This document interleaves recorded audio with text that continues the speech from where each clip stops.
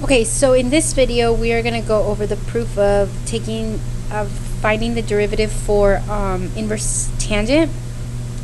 So just like with sine and cosine, you're going to need to have an identity, but the identity for tangent is a little bit different. This one you might remember is secant squared. And instead of using a star in this video, I'm going to go ahead and put y because that's the variable we're really going to be using. So secant squared equals 1 plus tangent squared of y. Again, if we needed to, you could subtract the tangent, you could subtract the 1. This equation can be manipulated as needed, but secant y is what we're going to work with. So going back to our example, just like in the previous proof, we want to stay away from the inverse tangent. So to get rid of that inverse tangent, we're going to take the tangent of both sides. So this will be tangent of y equals tangent of the inverse. Again, it's like taking the square root, but instead we're taking the tangent of x. And so what you're going to notice here is tangent of y stays, but tangent of the inverse basically cancels, leaving you with x. So tangent of y is going to equal x. And again, this statement and this statement are exactly the same, just that this is using the inverse notation and this one is not solved for y. At this point, we're going to go ahead and engage in taking the derivative, and we need to do the derivative in terms of x. And of course, because it is not solved for y, this requires implicit. So the derivative of tangent will be secant squared of y times dy dx, and that will equal the derivative of x, which is 1. Clearly, if we divide both sides by secant squared, we are going to get that dy dx equals 1 over the secant squared of y.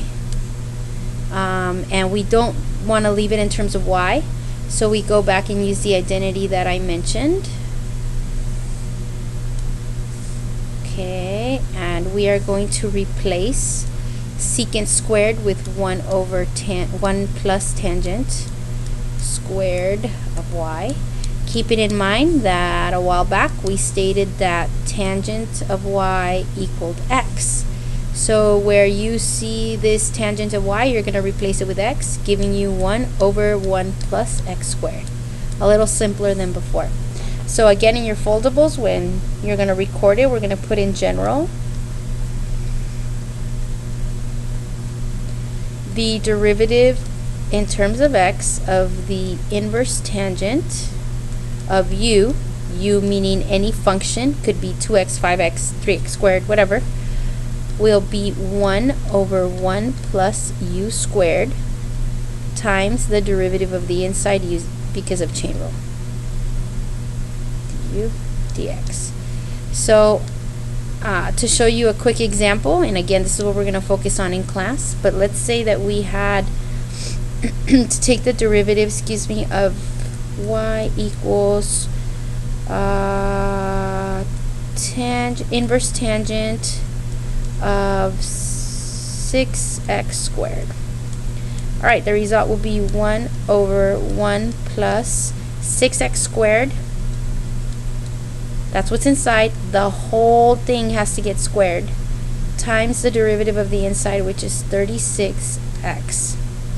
So in the end, I will have 1 over 1 plus 36 x to the 4th, whoops, there's a 6 missing, x to the 4th times 36x, or 36x over 1 plus 36x to the 4th. You cannot reduce the 36's because this is a binomial on the bottom. That plus sign doesn't let you do that, nor can you reduce the x's, and so that's your answer.